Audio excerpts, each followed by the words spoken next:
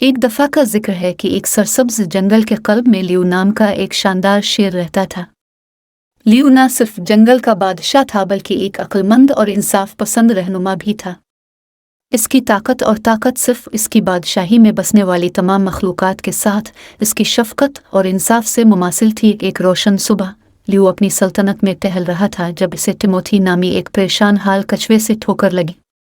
Timothy गलती से इसकी पीठ पर गिर गया था और खुद को पलटने के लिए जिदोजहद कर रहा था। टिमोथी की हालत ज़ार देखकर लियू फौरन इसके पास आया और आहिस्ता से कछुए को अपने पैरों पर पलटाने के लिए अपने ताकतवर पंजों का इस्तेमाल किया।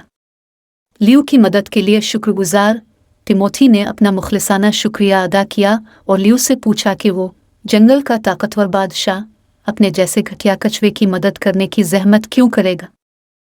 लियू ने गर्मजोशी से मुस्करा कर जवाब दिया, मेरी बादशाही में हर जिंदगी, चाहे वो कितनी ही बड़ी हो या छोटी, बहुत अहमियत रखती है। ये मेरा फ़र्ज़ है कि मैं अपनी तमाम रियाया की भलाई को यकीनी बनाऊं। टिमोथी लियू के अल्फाज और मेहरबानी के अमल से बहुत मुतासिर हुआ जिसका इसने तजर्बा किया था। शेर के एहसान का बदला चुकाने के लिए पुरज़्म टिमोथी ने लियू की हर तरह से खिदमत करने की पेशकश की। लियू टिमोथी के शुक्रगुजार से मुतासिर होकर उसकी पेशकश कबूल कर ली और उसे अपना काबिल एतमाद मुशीर मुकर्रर किया।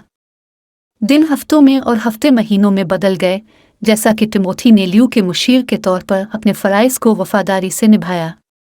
जब भी शेर को किसी मुश्किल फ़ैसले का सामना करना पड़ता तो वो टिमोथी से मशवरा करता जो अपनी दानिशमंदाना सलाह पेश करता।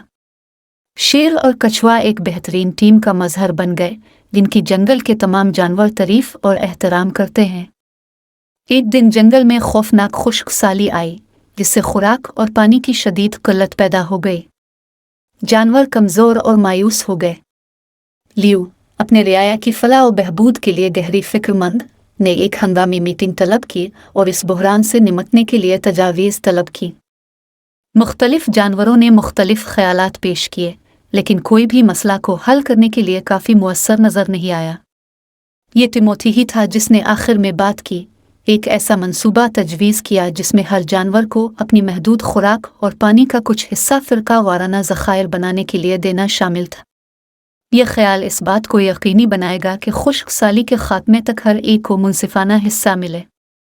लियू ने टिमोथी की तजवीज़ को गौर से सुना और उसकी हिकमत को पहचाना।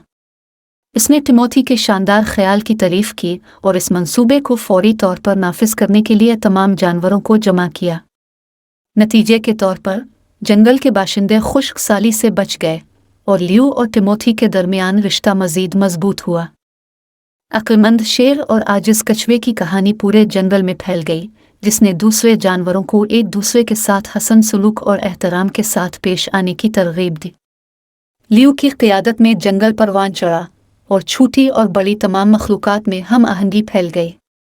कहानी का अखलाक यह है कि हकीकी क़ियादत की पैमाइश सिर्फ वहशियाना ताकत से नहीं होती बल्कि हर फ़र्द की कदर को पहचानने और हमदर्दी और इंसाफ के कामों के ज़रिए इत्तेहाद की तरगीब देने की सलाहियत से होती है।